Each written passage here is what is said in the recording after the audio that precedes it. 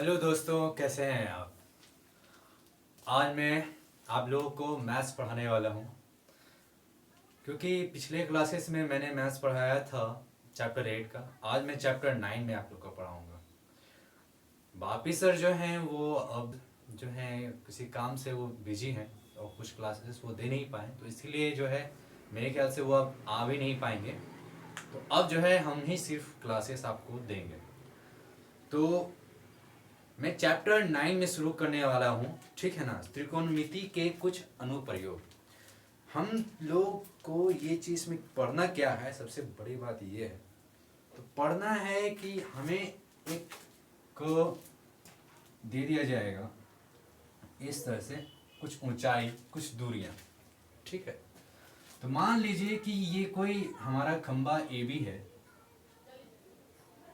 जो समतल पे पड़ा हुआ है ना। ए बी जो है वो एक आकृति है जो समतल पे खड़ा है। समतल से इसकी जो ऊंचाई होगी वो निकालनी होती है, और ये जो है ये दूरी हो जाएगी, ठीक ना। पाद पाद से बिंदु की दूरी आप बोल सकते हैं। पाद से बिंदु की दूरी आप बोल सकते हैं, बिंदु की दूरी, ठीक है बच्चों। पाद से बिंदु की दूरी हो जाएगी। ये वस्तु की ऊंचाई बोला जाता है, इसको वस्तु की ऊंचाई बोला जाता है। ये वस्तु की ऊंचाई हो जाएगी। अभी आप मान लीजिए कि यहाँ पे कोई बंदा खड़ा है। अगर कोई आदमी खड़ा रहेगा यहाँ से, तो ये यहाँ से इसकी जो देख रहा है, तो ये कौन सा कौन बनेगा, इसको हम लोग क्या बोलेंगे। इसको यहाँ से जो कोई देख रहा होता है, तो ये हमारा उन्नयन कोण बनता है। यहाँ पे उन्नयन उन्नयन कोण हमारा यहाँ पे क्या हो जाएगा, बनेगा। ठीक है बच्चों, यहाँ समझ में आ गया। यहाँ पे क्या बनेगा, उन्नयन कोण बनेगा। अगर ऊपर से कोई देखेगा तो क्या होगा, अगर यहां से कोई देखता है, यहां से अगर कोई देखेगा तो ये अवनमन कोण बनेगा। अवनमन अवनमन कोण, ठीक है बच्चों। उन्नयन कोण, अवनमन कोण, ये समझ में आ गया। अभी यहाँ पे देखिए, ये जो रेखा होगी, जो यहाँ सीधा देखे या इधर सीधा देखे, ये जो रेखा होगी इसको दृष्टिगत रेखा बोलते हैं। दृष्टिगत रेखा, ठीक है बच्चों। ये दृष्टिगत रेखा कहलाती है। यहां तक में कोई दिक्कत है बच्चों? यहां तक में मेरे ख्याल से आपको कोई दिक्कत नहीं ही होनी चाहिए, क्योंकि बस छोटा सा है, थोड़ा सा है, कुछ खास नहीं है। ये आपको यहां तक में समझ में आ गया। अब हम लोग चलते हैं मेन टॉपिक पे। ये मैं बताया हूं क्योंकि इसी तरह के क्वेश्चंस आप लोग को आएंगे, और साथ ही साथ आपको ये भी याद रखने पड़ेंगे कि हम त्रिकोणमिति जब हम आपको पढ़ाए थे तो उसमें साइन का मान, ना, sine theta, cos theta, tan theta का ही ज्यादातर यूज होगा। इतना का ही यूज ज्यादातर आपको देखने को मिलेगा इस चैप्टर में, ठीक है ना। तो इस चैप्टर में बस इतना ही देखना पड़ेगा आप लोगों को, बस लंबाई चौड़ाई ऊंचाई देखना पड़ेगा, ठीक है ना। और इसमें कुछ खास आपकी जानकारी नहीं चाहिए, इतनी जानकारी काफी है इस चैप्टर को बनाने के लिए। अगर नहीं तो हम आपको कुछ एग्जांपल्स हम आपको बता देते हैं। एग्जांपल्स क्या है, समझ लीजिए ये एक उदाहरण ही है मतलब कि वही बात हुआ, जिससे कि आपको ये समझ में आ सके। मैं इसको मिटा रहा हूँ,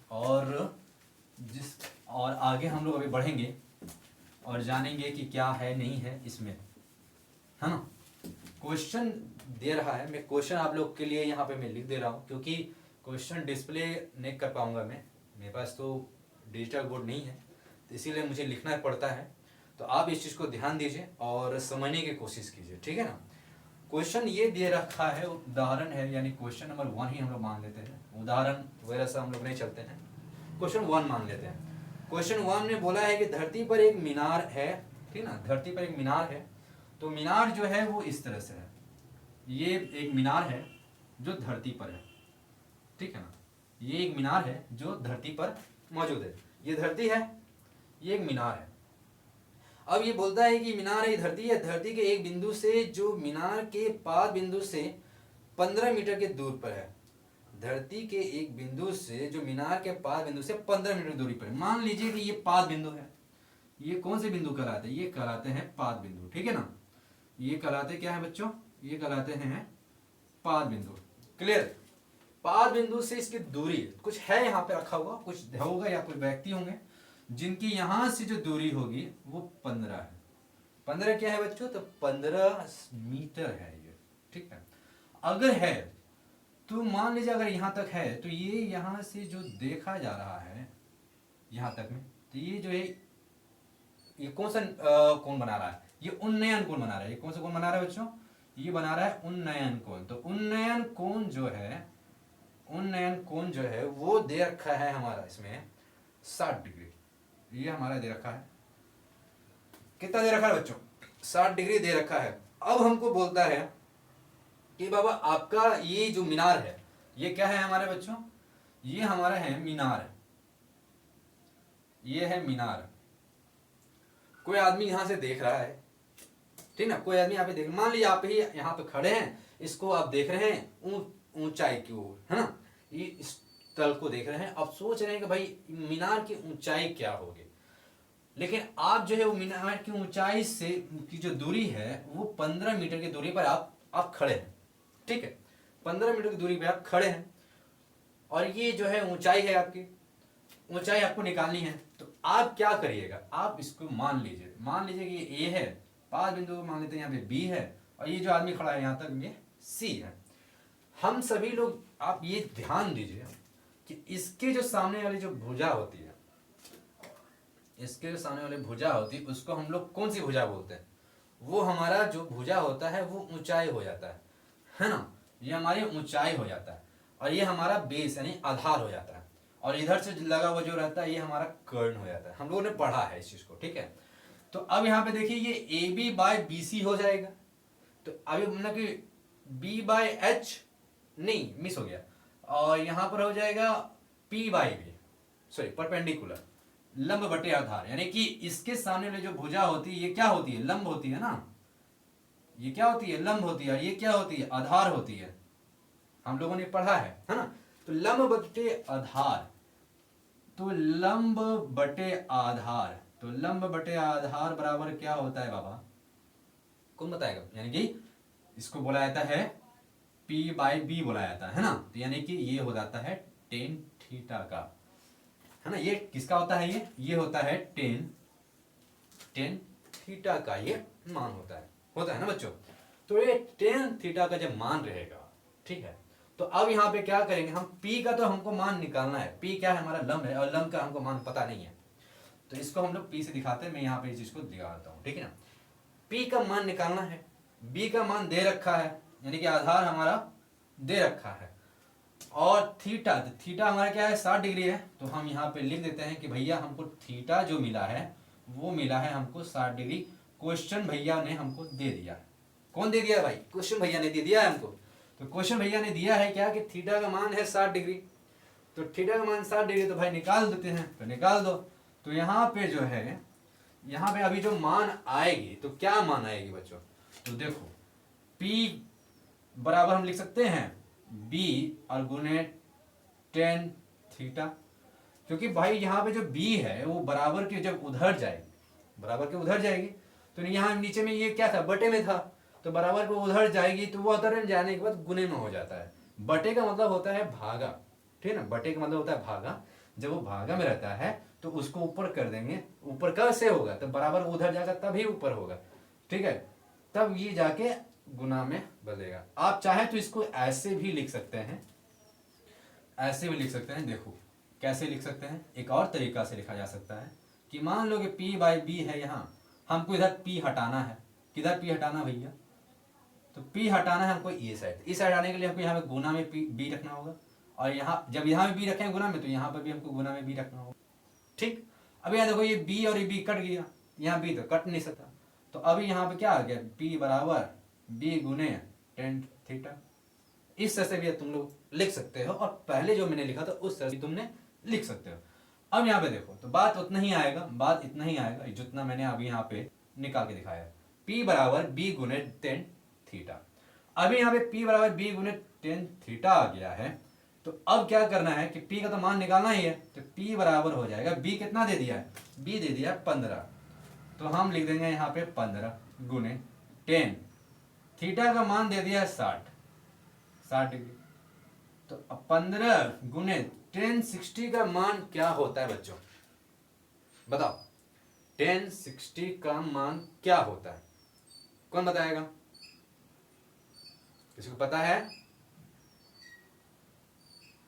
बताओ बताओ बताओ बताओ, टेन 60 का मान क्या होगा, कौन बताएगा, बताओगे तभी आगे बढ़ोगे, नहीं बताओगे तो नहीं आगे बढ़ोगे, बताओ।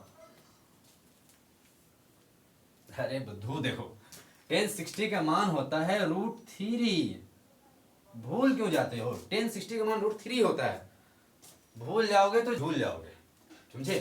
तो अब P का मान क्या हो जाएगा बच्चों, तो अब P का मान जो है 15√3।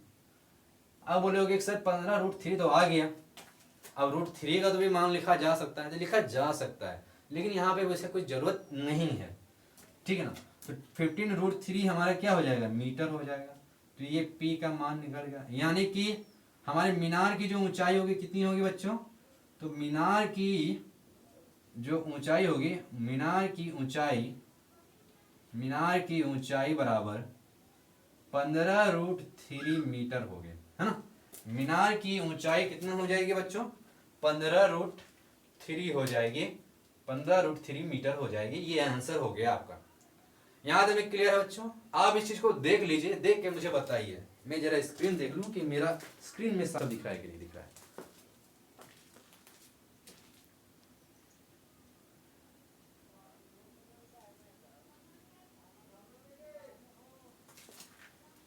दिख रहा है बच्चों, बहुत बढ़िया से दिख रहा है, मेरे को स्क्रीन में कोई दिक्कत नहीं हो रही है, फर्स्ट क्लास है, एकदम बढ़िया है। चलिए आगे हम लोग देखते हैं, आगे बढ़ते हैं, आगे की क्वेश्चन की ओर चलते हैं। ये क्वेश्चन नंबर 1 का हो गया है, आप लोग इसको उतार लीजिएगा।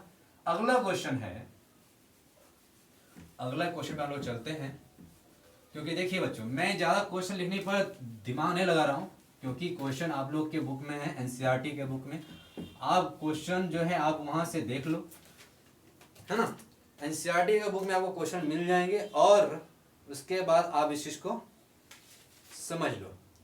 अगला क्वेश्चन पे हम लोग आगे बढ़ते हैं, ठीक है। अगला क्वेश्चन क्या है बच्चों, तो अगला क्वेश्चन नंबर 2 में हम लोग देखते हैं कि बोलता है कि एक बिजली मिस्त्री को एक 5 मीटर ऊंचे खंबे पर आ गई खराबी की मरम्मत करनी है, ठीक है। मरम्मत का काम करने के लिए उसे खंबे के शिखर से 1.3 मीटर नीचे एक बिंदु तक वह पहुंचना चाहती है। यहां तक पहुंचने के लिए प्रयुक्त सीढ़ी की लंबाई कितनी होनी चाहिए जिससे कि 36 से 60 डिग्री बनता है। चलो अब हम लोग आगे बढ़ते हैं, अब हम लोग मान निकालेंगे। तो यहाँ पे देखो पहले बोला है कि हमको एक खंबा है, ठीक है बाबा, एक खंबा आ गया, खंबा आ गया, खंबे की जो ऊंचाई है वो 5 मीटर दिया है, तो ठीक है ये 5 मीटर है भाई, किसकी, खंबे की ऊंचाई है बच्चों, खंबे की ऊंचाई है, तो यहाँ से ऊंचाई है, तो ये जो है पृथ्वी का तल है, पृथ्वी का तल से खंबा तो पृथ्वी पर रहेगा ना, धरती पर रहेगा ना खंबा, खंबा को तो अपने सर पर तो घुमा नहीं सकते, खंबा है रह गया यहाँ पे। अभी बोलता है कि यहाँ पे 5 मीटर खंबा है, खराबी जो है खंबे के शिखर से 1.3 मीटर नीचे, मान लीजिए कि 1.3 मीटर नीचे यहाँ तक आता है, ठीक है, तो ये जो है 1.3 मीटर, तो ये 1.3 मीटर, तो बाकी हिस्सा जो बचा है वो 5 मीटर से घटा देंगे तो कितना आ जाएगा बच्चों, तो वो आ जाएगा 3.7 मीटर, बाकी बचा हुआ हिस्सा आएगा ना, यहाँ तक में कोई दिक्कत नहीं आएगा, है ना। अब आगे देखते हैं, अगला बोलते हैं जो सीढ़ी लगाया है, चलो भैया सीढ़ी जो लगाया है वो यहाँ से लगाया है, चलो सीढ़ी यहाँ से लगा दी, ये सीढ़ी हमने लगा दिया, जब सीढ़ी हमने लगाया तो एक कोण बन गया यहाँ पे, ये जो कोण बन रहा है इसके हिसाब से ये बोला जाएगा ये कोण जो है वो 60 डिग्री का कोण बनाता है, चलो 60 डिग्री का कोण अपना यहाँ पे बनकर तैयार है। अब हमको क्या बोलता है कि अपेक्षित स्थिति तक पहुंच जाए, तो अभी बोलता है कि कोण से झुकाने पर वह अपेक्षित स्थिति तक पहुंच जाए, तो यहाँ पे बोलता है कि यहाँ तक पहुँचने के लिए पहले उस सीढ़ी की लंबाई कितनी होगी। तो ये जो सीढ़ी है बच्चों, ये जो सीढ़ी है, ये क्या है हमारा, ये सीढ़ी है, मैं लिख दे रहा हूँ यहाँ पे, ये क्या है, ये है सीढ़ी। तो सीढ़ी की जो ऊंचाई है, सीढ़ी कितना लंबा है, कितना लंबा हम लगा रहे हैं सीढ़ी, इसकी जानकारी हमको भैया जी को देना पड़ेगा। अब क्या बोलता है, उसके बाद भी और क्या क्या मांग रहा है, सीढ़ी की लंबाई मांग रही है, सीढ़ी की लंबाई मांग रही है, साथ ही साथ यहाँ पे मांगा जा रहा है कि और यह भी बताइए कि खंबे का पाद बिंदु, यानी कि ये पाद बिंदु से ये खंबे की जो दूरी हो जा रही है वो कितनी हो रही है, हमको ये भी बतानी है और ये भी बतानी है। चलो उसे बनाना शुरू करते हैं। हम पहले यहां से निकाल लिए भैया, जब उतना कम है तो कम करके 3.7 मीटर निकाल दिए। ये निकालना बहुत जरूरी था, हमने निकाल दिया, टेंशन मुक्त है। चलो अब हम लोग यहाँ पे कर देते हैं आगे। तो अब यहां लिखते हैं, चूंकि यहां पे ऐसे लिख देते हैं हम लोग, चूंकि 1.3 मीटर है ना, 1.3 मीटर खंबे से नीचे की खराबी होने पर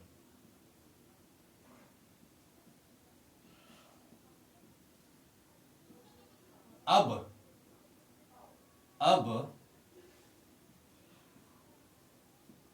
खंबे की ऊंचाई, जो कि ऊंचाई देखो अब तो घट जाएगी ना, ऊंचाई अब घट जाएगी, तो अब ऊंचाई कितनी हो जाएगी, तो अब ऊंचाई होगी 3.7 मीटर, जैसा हमने बताया है ना, बताया ना मैंने। तो जब ऐसा है सर, तो अब हम क्या करते हैं, सबसे पहले ये हम बोला मांगा है हमको, तो हम क्या करते हैं, हम इसी को ही निकाल लेते हैं, क्या तो निकाल लेते हैं। तो जब इसको निकाल लेंगे तो अभी देखिए ये है, हम इसका नामकरण कर लेते हैं। तो पहला नाम इसका डालते हैं, ये ए, ये बी और ये हो गया सी। तो चलिए अभी जब नामकरण करते हैं तो ये हमारा बी है, ये हमारा पी है, इसको हम लोग एच मानते हैं, ये हमारा होता है बी। बी मतलब बेस यानी कि आधार, आधार है, ये लंब हो जाएगा और ये हो जाएगा कर्ण। ठीक है बच्चों, तो अभी क्या करते हैं, हमको कर्ण चाहिए क्योंकि वो सीढ़ी की लंबाई मांग रहा है। तो कर्ण निकालना है, यानी कि ये हो जाएगा P by H, P by H. तो P बाई एच किसका होता है बच्चों, यानी कर्ण नहीं, लंब बटे कर्ण, लंब बटे कर्ण, यानी कि P बाई एच, यानी कि ये आता है साइन थीटा। इसमें आता है बच्चों साइन थीटा में सर, और थीटा का मान क्या दिया हुआ है बच्चों, तो थीटा का मान दे रखा है 60 डिग्री। थीटा का मान कितना है बच्चों, 60 डिग्री दे रखा। ये ओवरऑल कंक्लूजन यहाँ पे आपका दे दिया है। निकालना हमको है सीढ़ी का मान, फिर जब सीढ़ी का मान निकल जाएगा तब हम इसको भी निकाल लेंगे। तो हम पहले सीढ़ी का ही मान निकाल लेते हैं। एच का मान निकालना है बच्चों, तो हम क्या करेंगे, तो यहाँ पे जो मान हो जाएगा वो हो जाएगा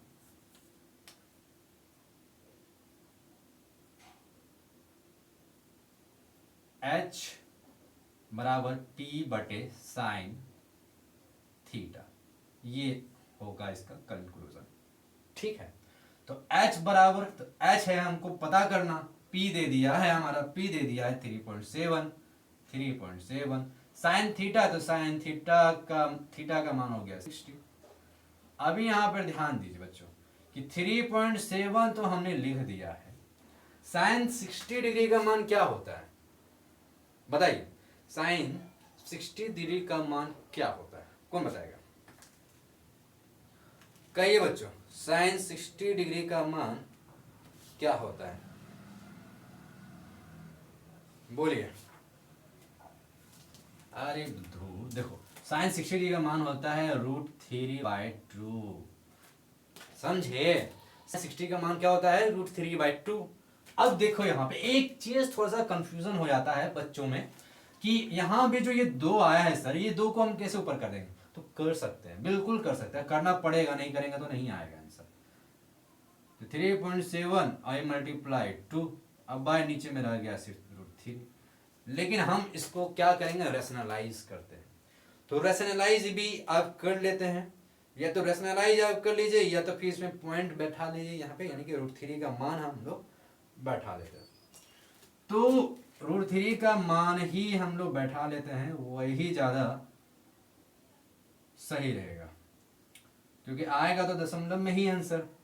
तो 3.7 और मल्टीप्लाई 2 और बाय √3 का मान हो जाता है 1.732, है ना। लेकिन यहाँ पे 1.73 ही लेने के लिए बोला है, तो हम लोग 1.73 ही लेंगे h का मान। ठीक है बच्चों, जब भी निकाला जाएगा h का मान, मैं बॉक्सेस बना देता हूँ क्योंकि आप लोग अगर ध्यान ना आए तो इसीलिए। इस चीज़ को भी मैं बॉक्सेस बना दूँ कि रहने दूँ? मैं रहने देता हूँ, आप लोग को समझ में आ ही जाएगी, क्योंकि मिटाना पड़ेगा फिर लिखना पड़ेगा। जब अब इसको सॉल्व करने के बाद, चूंकि 1.73 का जब मान हम सॉल्व करते हैं तो इसका जो मान आएगा वो आएगा 4.28 मीटर, और ये हम लोग अप्रॉक्स में मानते हैं, यानी कि लगभग में, हम इंग्लिश में ही ले देते हैं अप्रॉक्स। ठीक है बच्चों, तो ये h का मान आ गया। लेकिन अब आप बोलोगे सर क्या हम इस h का मान लेकर हम इसका भी मान निकाल सकते हैं? निकाल सकते हैं, लेकिन उतना ताम झाम करना बेकार ही है, तो हम डायरेक्टली इसी से ही निकाल लें। क्या 10 के ही मान का ही उपयोग करके हम लोग निकाल सकते हैं, या नहीं चाहो तो कोट का ही मान का उपयोग करके भी निकाल सकते हैं। मेरा मानना है तो भाई हम 10 का ही मान से निकालेंगे, क्योंकि मेरी इच्छा है, तो हम 10 के मान से निकालते हैं। जब इसका निकालते हैं तो ये लंब बटे आधार, तो ठीक है सर। तो यहाँ पे एक चीज लिख देता हूँ मैं, सीढ़ी की ऊंचाई, ये चीज लिख देता हूँ मैं, ये तो सीढ़ी की जो ऊंचाई होगी, सीढ़ी की ऊंचाई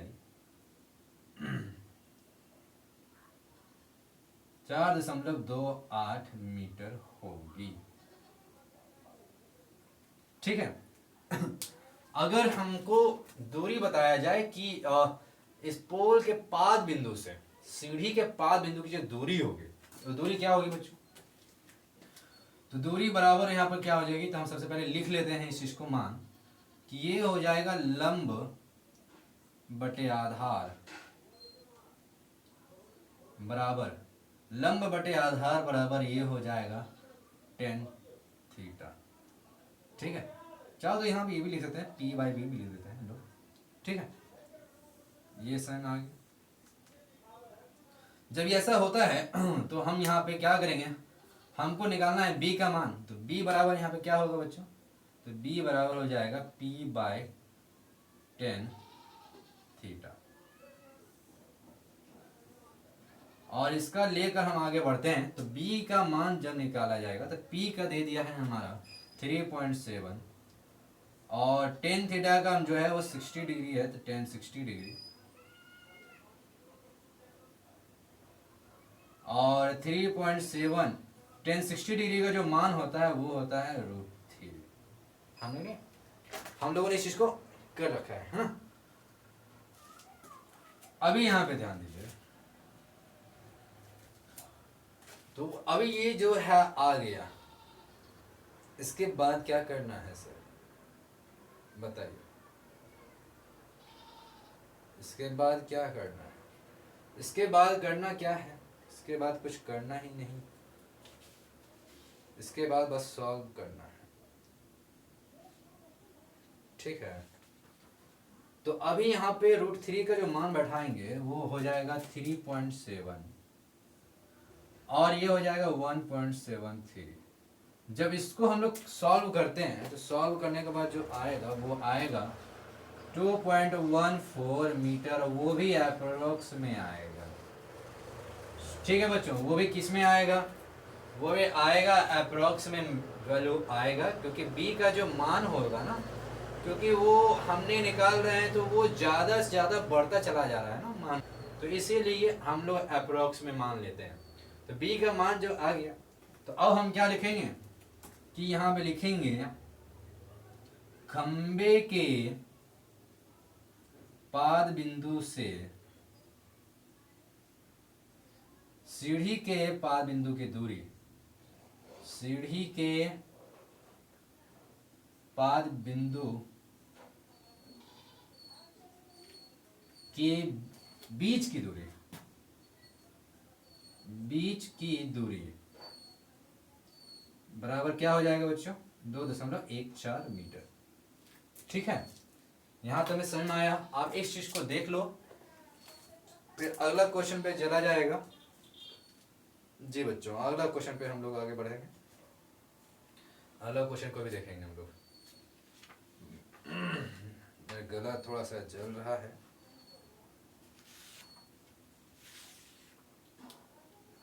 बस पानी पी के आता हूँ। आप लोग इसको जैसे देख लीजिए।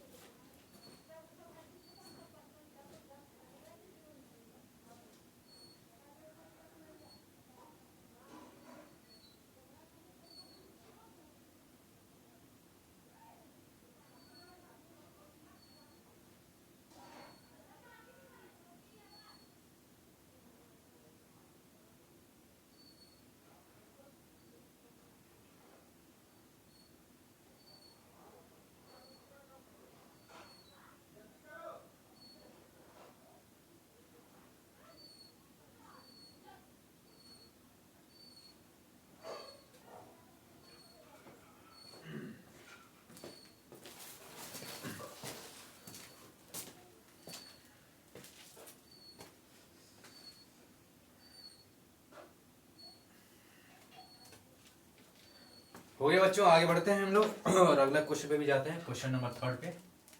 इसको मिटा देते हैं, ठीक है।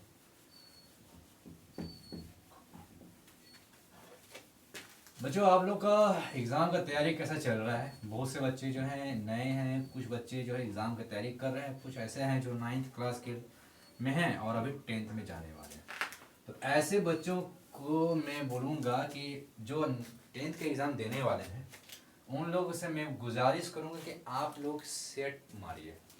सेट मारिए का मतलब क्या है कि देखिए, उसमें क्या ऑब्जेक्टिव्स बहुत होते हैं।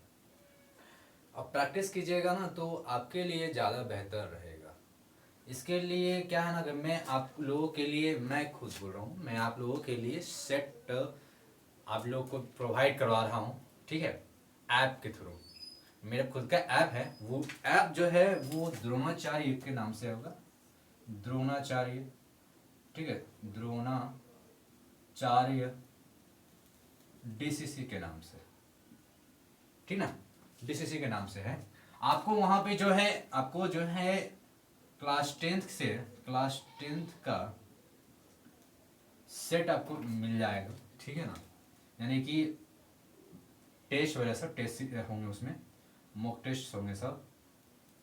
आपको उसमें आपको क्लास 10th के में जो भी सब्जेक्ट है, चाहे वो मैथ्स का हो, साइंस का हो, SST का हो, हिंदी का हो, इंग्लिश का हो, या फिर चाहे तो संस्कृत का भी आप कर सकते हैं। संस्कृत का भी मैं उसमें प्रोवाइड कर रहा हूँ, ठीक है। ये 6 सब्जेक्ट का आपको वहाँ पे मॉक टेस्ट आपको मिल जाएगा। आप लोग को मॉक टेस्ट देना चाहिए। ज़्यादा प्राइजेस नहीं है, इन सभी के ज़्यादा कोई प्राइजेस नहीं है। आपको बस 199 रुपीज़ में आपको ये 199 रुपीज़ में आपको ये मिल जाएंगे, ठीक है बच्चों। 199 रुपीज़ में आपको ये मिल जाएंगे, ठीक है। क्लास 10th के लिए है ये, ठीक है। साथ ही साथ जो क्लास 12th के हैं, क्लास 12th के जो लोग एग्ज़ाम देने वाले हैं, उनके लिए भी मॉक टेस्ट है इसमें, उनके लिए भी मॉक टेस्ट है, उनके लिए भी मॉक टेस्ट है। उसमें आप लोगों का साइंस स्ट्रीम के जो भी स्टूडेंट्स हैं, साइंस स्ट्रीम के जो भी स्टूडेंट्स हैं, उसमें बायोलॉजी, साइंस में बायोलॉजी स्ट्रीम के जो हैं वो, फिज़िक्स के जो हैं वो, और केमिस्ट्री के हैं उसमें, फिर इंग्लिश हैं और हिंदी है। साइंस में एक और होता है, वो होता है मैथ्स के लोगों के लिए, तो मैथ्स हैं, मैथ्स में फिर फिजिक्स भी हैं, फिर केमिस्ट्री हैं, फिर इंग्लिश हैं और हिंदी है। ये साइंस के स्ट्रीम्स के स्टूडेंट्स के लिए है जो क्लास 12th में है। कॉमर्स के स्टूडेंट्स जो भी हैं उनके लिए भी जो है हम प्रोवाइड कर रखे हैं इसमें, और आर्ट्स के लिए भी जो है हम जल्द से जल्द लाने वाले हैं। लेकिन अभी मेरे पास फिलहाल साइंस के लिए है, साइंस के स्टूडेंट्स के लिए अभी दिया गया है, और क्लास 10th के स्टूडेंट्स को भी दिया गया है। ठीक है, तो आप सभी लोग को मैं बोलूँगा मॉक टेस्ट दीजिए, क्योंकि आप लोग जान रहे कि आप भी का जो भी एग्जाम्स है उसमें ज़्यादा से ज़्यादा जो है मॉक टेस्ट दिया, मतलब कि ऑब्जेक्टिव क्वेश्चन दिए हुए हैं। सब्जेक्टिव्स जो है आप लोग सब्जेक्टिव भी जो है इतना आपको मॉक टेस्ट दिया हुआ है कि आप उससे भी सब्जेक्टिव क्वेश्चन आप लोग बना सकते हैं, आपको कोई दिक्कत नहीं होगी। साथ ही साथ हर एक ऑब्जेक्टिव क्वेश्चंस के जो आंसर्स होंगे उसके भी उसमें एक्सप्लेनेशन दिए हुए हैं। ठीक है ना, आंसर्स की जो एक्सप्लेनेशन है, आंसर ANSWER, आंसर का एक्सप्लेनेशन जो है वो भी किया हुआ है वहां पे। हर एक क्वेश्चन का आंसर का एक्सप्लेनेशन दिया हुआ है, जिससे कि आप लोग को इतने फायदे हो जाएंगे कि आप लोग को ऑनलाइन क्लासेस में करने की जरूरत नहीं पड़ेगी। आप लोग वहां से भी पढ़कर भी जो है आप लोग अच्छे से समझ सकते हैं। लेकिन ऑनलाइन क्लासेस में आपको कुछ तो कुछ करना ही पड़ेगा ना, नहीं तो आप कैसे करिएगा। आप लोग डायरेक्टली वहाँ पे जाइएगा, आप टेस्ट भी नहीं दीजिएगा, बिना टेस्ट दिए हुए आप उसका आंसर शीट अगर देखिएगा तो नहीं चलेगा। आप इसको सीखना पड़ेगा कि कैसे ये बनता है, क्योंकि वो चीज़ आपको वहाँ पे नहीं दिखेगा, वो चीज़ आपको ऑनलाइन क्लासेस में ही आपको देखने को मिलेगा। तो आप लोगों को मैं रिक्वेस्ट करता हूँ कि आप लोग इसको दीजिए। इससे क्या होगा, आपके इस बार के जो एग्ज़ाम्स होंगे वो आपके बहुत बेहतर होंगे। आप इस चीज़ पर ध्यान दीजिए, ठीक है ना। तो आप इस चीज़ को ज्वाइन कीजिए द्रोणाचार्य कोचिंग सेंटर्स में, ठीक है, द्रोणाचार्य DCC से, जो आपको ये मिल जाएंगे प्ले स्टोर पे। प्ले स्टोर पे आप इस चीज़ को सर्च कीजिएगा, मिल जाएंगे, ठीक है ना। ये जरूर मिल जाएंगे। आप लोगों को ये प्रोवाइड कर दिया गया है ऐप्स में। आप ऐप पर देखिए, ऐप पर जाइए और ऐप पर जो है आप इस चीज़ को देख सकते हैं। सिर्फ हिंदी मीडियम्स के स्टूडेंट्स के लिए ही नहीं है, ये हिंदी मीडियम और इंग्लिश मीडियम दोनों के लिए है। Both of the mediums, English Hindi दोनों के लिए, इंग्लिश हिंदी दोनों मीडियम्स के स्टूडेंट्स के लिए हैं। उसमें अलग अलग किया हुआ है, एक हिंदी मीडियम्स के लिए अलग बना हुआ है, उसमें एक हिंदी मीडियम्स के लिए अलग बना हुआ है, ठीक है ना। 10th का भी और 12th का भी। 11th के स्टूडेंट्स और 9th के स्टूडेंट्स के लिए भी जो है अगले न्यू ईयर्स के बाद से आप लोगों को वो मिल जाएंगे। फिलहाल अभी क्लास 10th और 12th के स्टूडेंट्स के लिए बहुत ज़्यादा जरूरी है, जो एग्ज़ाम देने वाले हैं उन लोगों में रिक्वेस्ट करता हूँ खास तौर से कि आप लोग इस चीज़ को पूरा कीजिए, इससे आपको बहुत फ़ायदे हो जाएंगे। तो हम लोग आगे और बढ़ते हैं क्वेश्चंस पे, ठीक है।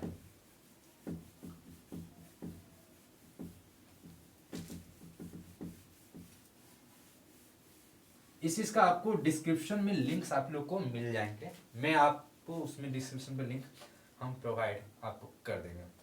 हम लोग अब क्वेश्चन नंबर 3 पर चलते हैं। क्वेश्चन नंबर 3 में बोलता है कि 1.5 मीटर लंबा एक प्रेक्षक एक चिमनी से 28.5 मीटर की दूरी पर है। मान लीजिए कि ये एक चिमनी है, चिमनी भट्टा तो आप लोगों ने देखा ही होगा। तो मान लीजिए एक चिमनी है और एक प्रेक्षक है, प्रेक्षक मतलब देखने वाला।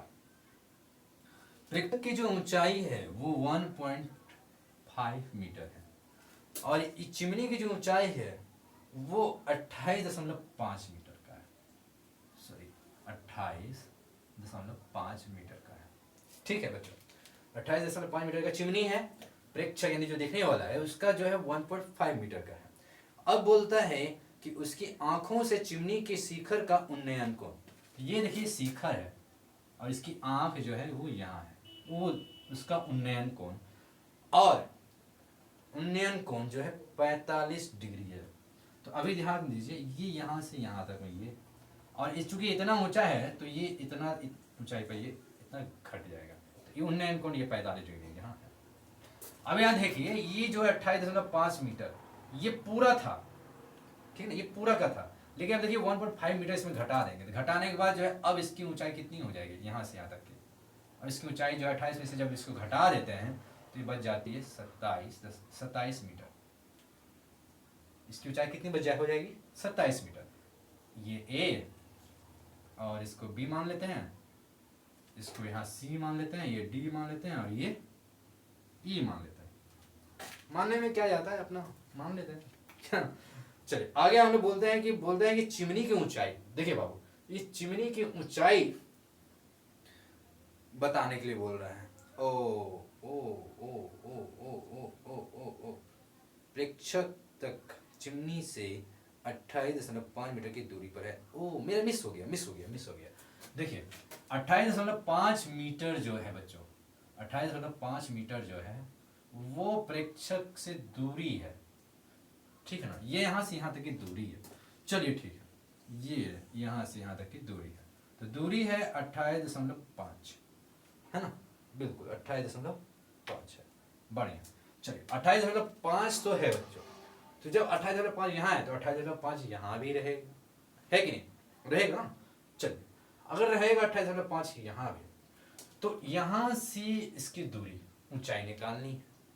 तो जब हम लोग ऊंचाई निकालेंगे तो साथ में साथ हमको एक चीज का ये भी ख्याल रखना होगा। क्या ख्याल रखना होगा कि देखिए ये पूरा ए ई है, क्या है, ए ई। तो चूंकि ए ई है और ए ई जो है वो हमारा A B plus B E है, जहां पे बी ई का मान दे रखा है और ए बी प्लस जब बी ई का मान दे रखा है 1.5, ठीक हो चलो, ए बी प्लस 1.5 दे रखा है। जब ऐसा है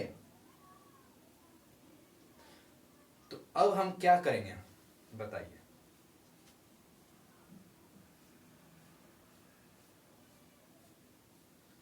क्या करेंगे बच्चों, ये हो गया। हम करेंगे कुछ नहीं सर, बस निकाल देना है। चलिए क्योंकि यहां देखिए ये ईडी बराबर है बीसी के, और ये किसके बराबर है, 28.5 मीटर के बराबर है। मीटर है ना, मीटर है, ठीक है। अब हम लोग निकाल लेते हैं। तो अभी ये जो है ये इसको हम लोग बोलते हैं पी, ये हो गया इधर बी और ये एच है। तो पी हमारा क्या है बच्चों, तो पी है हमारा लंब, बी हमारा क्या है बच्चों, तो बी हमारा है आधार, ठीक। तो निकाल लेते हैं। तो जब निकाल लेंगे तो हमारा क्या आएगा, हमारा आएगा लंब बटे आधार, लंब बटे आधार यानी कि P बाय बी। तो P बाय बी जब करते हैं तो ये किसका आता है, ये आता है टेन थीटा का,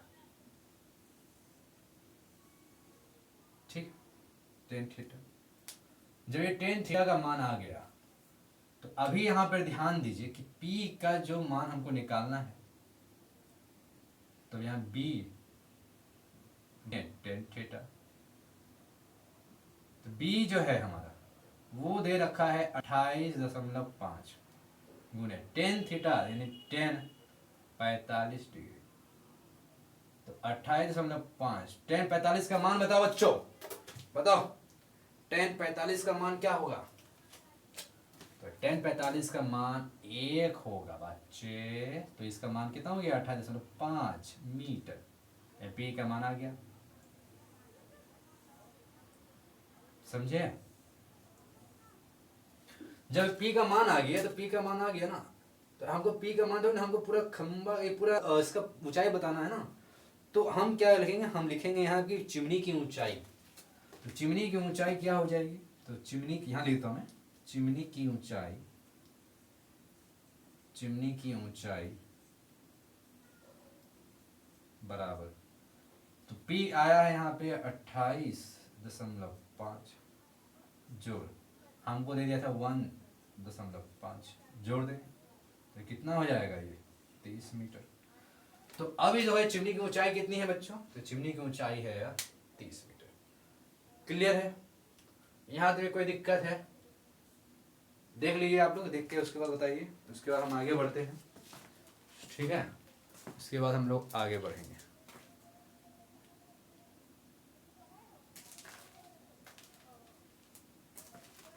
ठीक है, इसके बाद मेरे ख्याल से मेरे को लास्ट क्वेश्चन ही बताना है, उसके बाद सेशन खत्म हो जाएगा, टाइम अप हो जाएगा, बंद हो जाएगा, है ना। चलिए आगे बढ़ते हैं। हाँ, मैं थोड़ा स्लोली बता रहा हूँ क्योंकि आप लोग को समझ में आना चाहिए। फास्ट आप लोग यूट्यूब को फास्ट करके भी आप लोग बढ़ा सकते हैं, इसमें कोई दिक्कत नहीं है, ठीक है ना। क्योंकि मैं धीरे धीरे इसलिए बता रहा हूँ कि आपको परेशानी ना हो। आपको परेशानी होगी तो फिर आप मेरे पास क्यों आइएगा।